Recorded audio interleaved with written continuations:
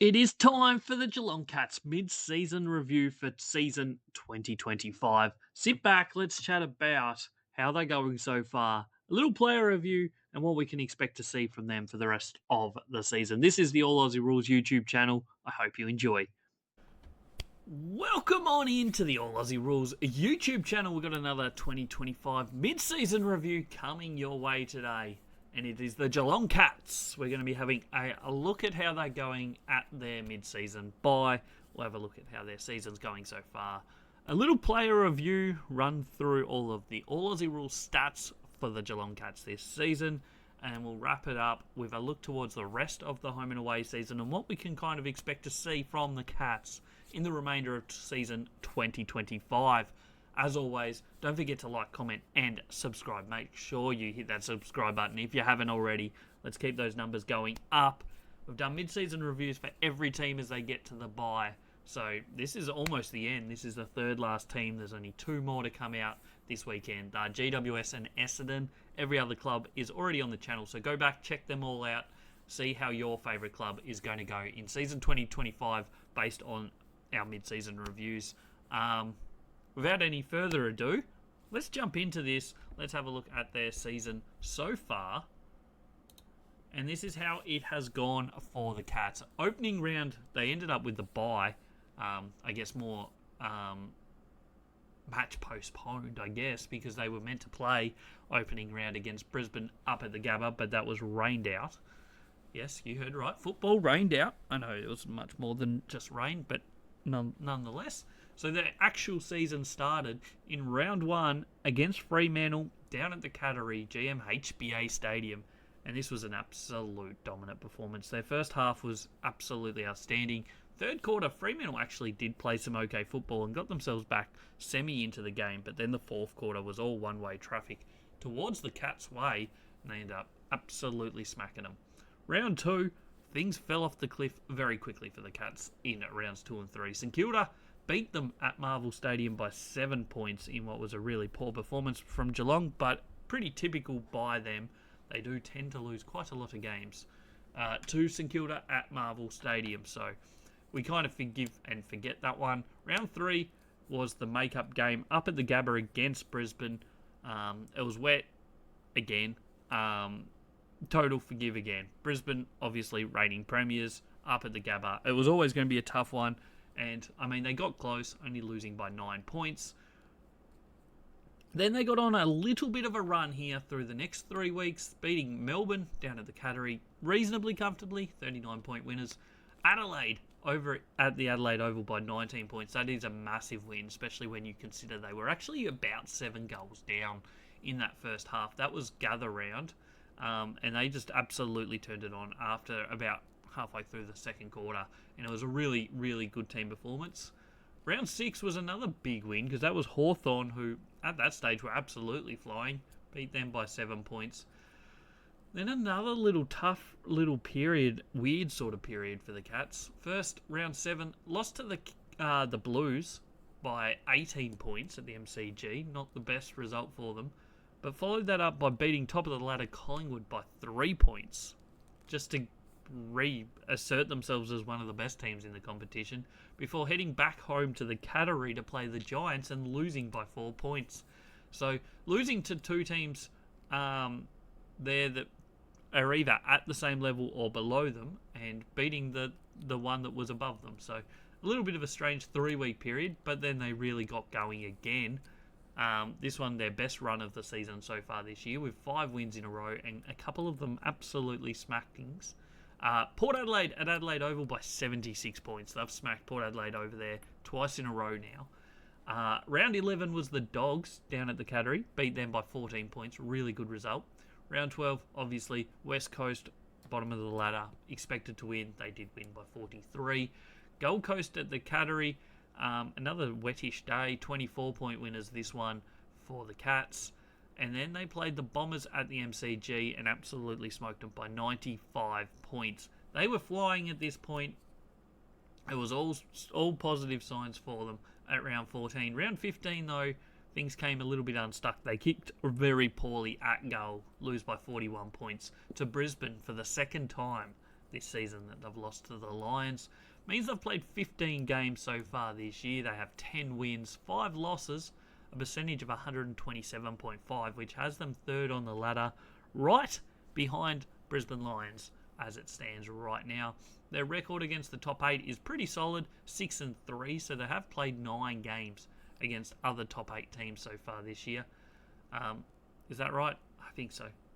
Anyway, their 3 losses were 2 against Brisbane and 1 against GWS. And then their 4-2 against bottom 8 team, or bottom 10 teams, sorry. The 2 losses being Carlton and St Kilda early in the season. 2 losses at GMHBA Stadium, 1 at Marvel, 1 at MCG, and 1 at the Gabba.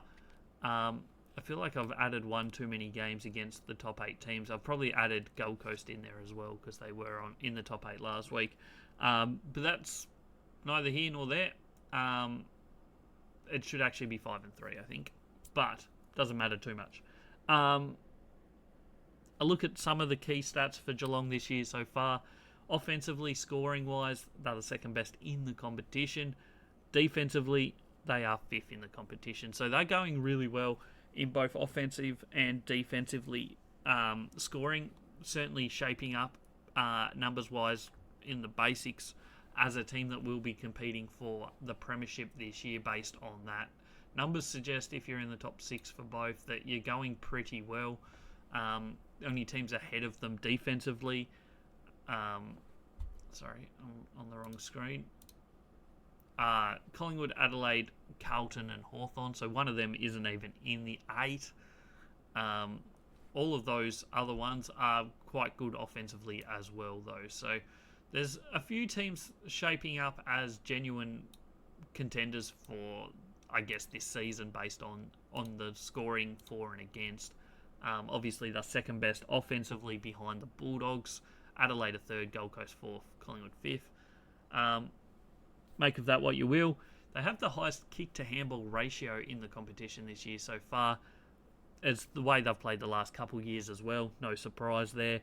3rd most accurate team in front of goals so far this year, so that's a big positive. Even though they were really poor last week against the Brisbane Lions, we put that down as just a bad day. It happens every now and then. So I wouldn't be too concerned about that because the rest of the season they have been very accurate in front of goal. They're really good at scoring from stoppage and from turnovers. Also from the forward half. They have some really good numbers across the board. And I think that just is what shapes them up. They're not just dominant at one thing. They do really put up some big numbers across the board. Last year, a lot of their big numbers were from turnover. This year, they've added stoppage scoring to that as well. So that's another really big positive for Geelong so far from this season. Defensively, they shape up really well. They don't really have a glaring weakness in their scoring against them. It's hard across the board to score against them most weeks. So I think when you look at it like that, most things are making it look like Geelong are definitely going to be well and truly in this season all the way to the end. So, yeah, that's basically a wrap-up on their season so far. We'll jump into the player review now. And the way we've done it, and the way we've done every episode, is we do player ratings for every single match, of every single week. We also put the players into positions each game, so we know roughly where they have played their most football, I guess, across the season. That puts them into their divisions. There's a few interesting ones for Geelong that do play a variety of roles that changes almost week in, week out. Sometimes even game in, game out. So Geelong do have a few that perhaps maybe rotate through a lot of positions, but this is their main position based on my stats so far this year. That gives us a class rating. Class ratings go elite is the top 10% of each position. Top class is 10 to 25%. Above average is 25 to 40%. Average is 40 to 60%. Below average is 60% down to the lowest rated player. Anyone that's played 5 or less games is currently unranked. So that's just how a little bit of a look at the system. Games also that a player doesn't play 50% or more of the game gets wiped out according to these ratings. So that won't go into their rating. We'll start in the back line key defenders for Geelong so far. They've had 3 that have consistently across the year played key defender. Other players have come in and out at different times to play key defender, but their main 3, Sam de Koning's played 14 games. He rates top class, 12th best in the competition. I think he's showing some good talent back there most of the time. He's been pretty solid. Jack Henry, also really good numbers, 10 games, above average, 21st best key defender. And Connor O'Sullivan, he's got himself a Rising Star nomination. He's showing some really good signs as a young player, one that potentially over the next couple of years will really develop into a good key defender. He's 30th best at the moment, rated average. That's a really positive sign, and I think one that will see him do really well over the next few years. General defenders, obviously Tom Stewart's absolutely one of the best in the competition. He does play a variety of roles. He moves through the midfield at times. He follows the ball. Sometimes he plays back. Depending on what they need from him, he rates as the 18th best general defender for the season. 10 matches. He's missed a few, but he's been really good as always. Maybe not quite to the levels of last year, but very close to. Lawson Humphreys, he rates above average, 14 games, 25th best general defender. Mitch Duncan, 8 games, he's been really good as well, 38th best. Zach Guthrie, he's in the average range, as is Mark O'Connor. They've both played 15 games, so haven't missed a game between those two. And then they've got a couple of lower ranked players. Jed Buse, Jack Martin have only played 3 games each, currently unranked, don't have outstanding ratings in for either of them. And Austin Mullen has played 14 games. He rates below average, 95th best general defender. So they have some good solid numbers in both their key defence and their general defence, and you'll see this pretty much across the field. They have a really good variety of top tier talent in every position, basically. Moving into the forward line, they have 3 key forwards mostly this year. Jeremy Cameron, 15 games, rates elite, 3rd best key forward in the competition so far this year. He's putting up good numbers again this year, as he has previous years, currently leading the Coleman medal. I think he's probably pretty likely to win the Coleman medal as well. He's going really well. Shannon Neals had some good games. He's had some okay games. But his best certainly looks good. Rated 27th overall as a key forward. Probably puts him as a second key forward at most teams. Not every team, but certainly a lot of teams. Solid numbers, not outstanding, but certainly solid. And Ollie Henry, 13 matches. He's been below average this year, 46th best. At times last year, he showed some really good signs. At times this year, just little hints of being okay. But I think he's just a little bit off the pace at the moment, and maybe, at best a 3rd key forward based on what we've seen so far this year. I think he's certainly capable of better than that. General forwards, Brian Myers is their number 1, has been for the last couple years. 4th best general forward in the competition so far this year based on the All Aussie Rules rating system. Sean Manor is putting up some really good numbers as well. He's the 6th best general forward, so 2 elite small/general forwards for the Cats. Paddy Dangerfield plays a variety of roles, as a lot of players do on this team. He's sometimes inside mid, sometimes he's a general forward, sometimes he's a key forward. It depends on what they need him in on the day. He rates as a top-class general forward, though, 11th best in the competition. Tyson Stengel, he's had a couple really good games. Overall, rates above average. So they have 4 players in their general forward line that are above average or better. That is huge depth in that position. Brad Close, 15 games, rates as average, and Ted Colosi has played just the 9 games. Currently unranked. I know that I said 5 games or less. That's 5 games 5 games or more to get a ranking, but that has to be 5 games of a rating. So if you play less than 50%, that game doesn't count towards the 5. Once again, really good depth in their forward line. There's no doubt about that. We move into the midfield. Bailey Smith, first year at the Cats, has been elite. Rates number 5 in the competition as a inside mid. If he can maybe improve his disposal a little bit, he would be the number 1 midfielder in the game. He's getting a lot of the football week in, week out. He's putting up really good numbers He's been a massive inclusion to this midfield and to this team. That's about all you have to say about him. He has been a really big asset for this team. Maxi Holmes is looking like a future star of the competition. I always forget how young he is. Currently rates as the 11th best inside mid, top class player. His best games this year have been absolutely outstanding. I think he has the second highest rated All Aussie Rules rated game so far this year. So he has been fantastic. That was against the Bombers a couple of weeks ago. His numbers are fantastic. Tom Atkins has also played 15 games.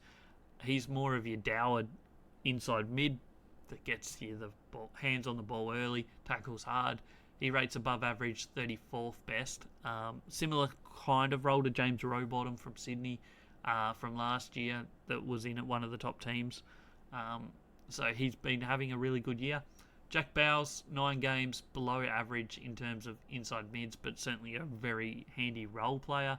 Mitch Snevitt has only played the 5 games once again. Pretty similar numbers to Jack Bowles in a lot of ways. Outside midfielders, this is an interesting one because Mark Blixarves currently rates as an outside mid. He's played a lot of ruck. He's played some key defence. He's played forward. He's played outside mid. Overall, apparently, he's played more outside mid than anywhere else so far this season, according to my numbers at least. Rates elite in that position, second best. And that's because it's a low-scoring position and he plays a variety of positions. But still, he's having a really good season. I think he's been arguably in their top probably 5 or 6 regularly this season. He's been very handy for them. Ollie Dempsey, 15 matches, top class, 8th best outside mid. A really good runner, really good at getting forward of the ball, also gets back quite well as well. So he's having a great year. Jai Clark, 6 games, currently unranked, but his rating isn't huge. Ruckman is their one position that kind of struggles a fair bit in terms of having someone that's playing consistently top 20 odd players, like top 10 Ruckman. They just don't have one of them. They've got Reece Stanley. He's played 10 matches, rated below average, 18th best. So that suggests that every team pretty much has a Ruckman rating higher than the Geelong Cats. And that's probably their only weakness, in all honesty. But it's not the end of the world because they do have players that make up for that around the rest of the ground. So it's not terrible, but it is certainly their biggest weakness when you look at the ground as a whole. This kind of explains it the way I said it just then. Separates them into positions. They have a really consistent team across the board. Most teams running about 2 to 3 elite players. Geelong have 5.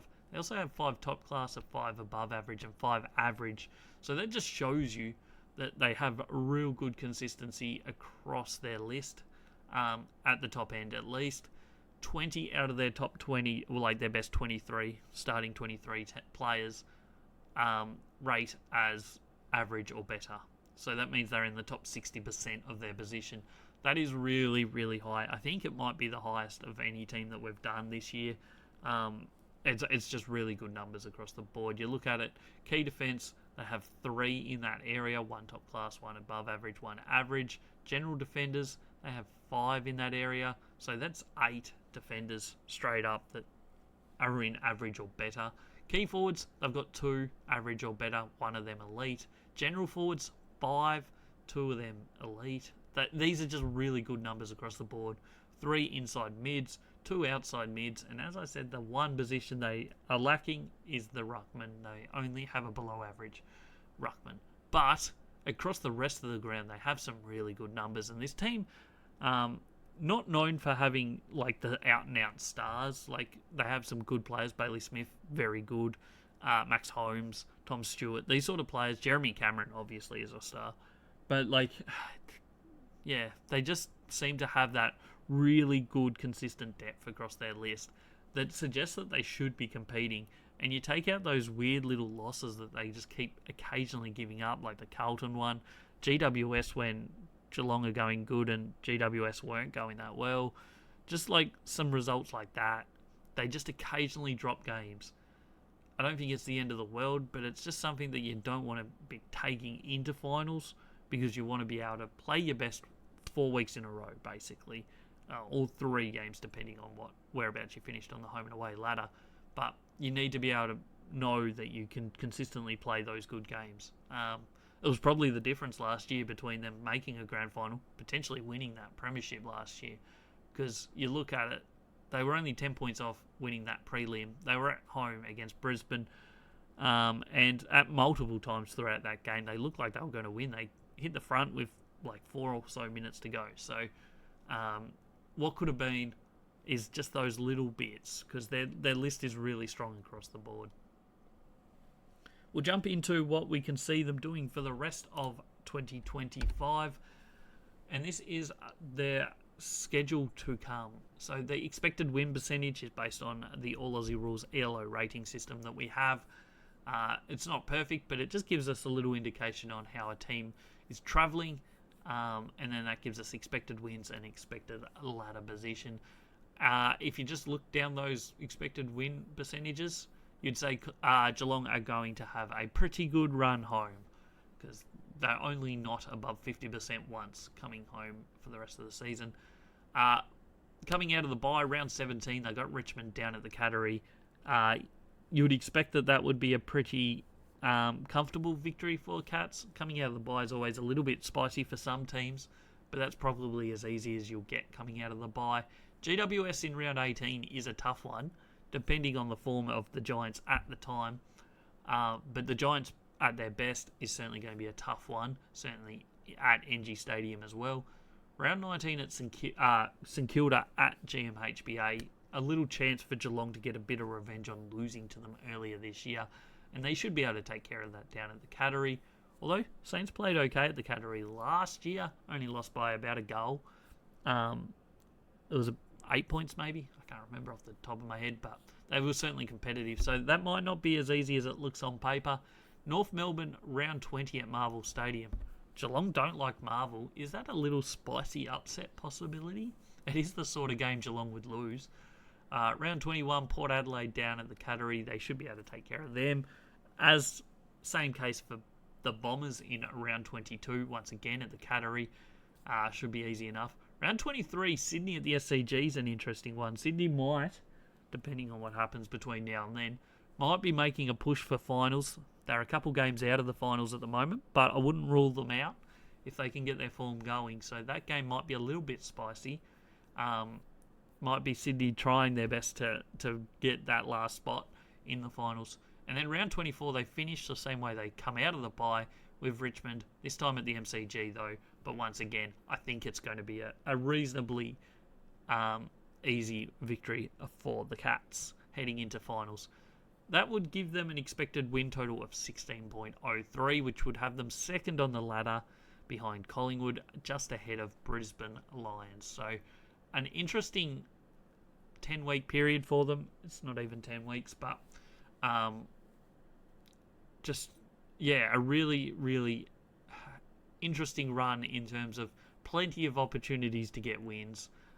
They're not that far off having enough wins as it is. I think, what are they, 10 wins for the season as it stands? Yeah, 10 wins. So they're probably like 3 wins from qualifying for finals.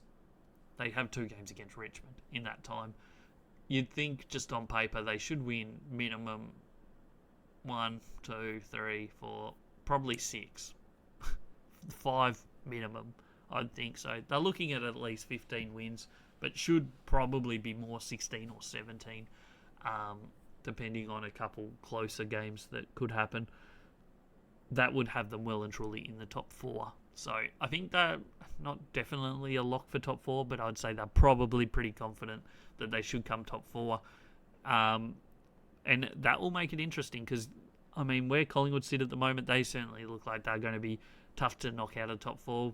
Brisbane mid-season review was just done the other day. They also look like they should be definitely top 4. They've got probably one of the harder runs home though, but I still think they should be top 4. There's not many other spots in that top 4, so other teams are going to have to really make sure that they're racking up the wins right now, because if they're not, they could quite easily find themselves missing out on a spot in that top 4, which isn't the end of the world, but at the same time it certainly gives you the opportunity to play for a home prelim. Home prelim is huge. most years. So we'll see how that plays out. But that is what we've got for the Cats. Jump in the comments below. Let me know where you see them finishing this season. Will they finish second? Could they finish first? Who knows? But let me know in the comments below. That's everything we have for the Cats. Don't forget to hit that subscribe button before you leave. Hit that noti bell so you don't miss any episodes. This is the All Aussie Rules Football Podcast. No, it's not the podcast. It's the YouTube channel. But we do the podcast, so go check that out as well. I'm Jay, and I'll catch ya on the next one.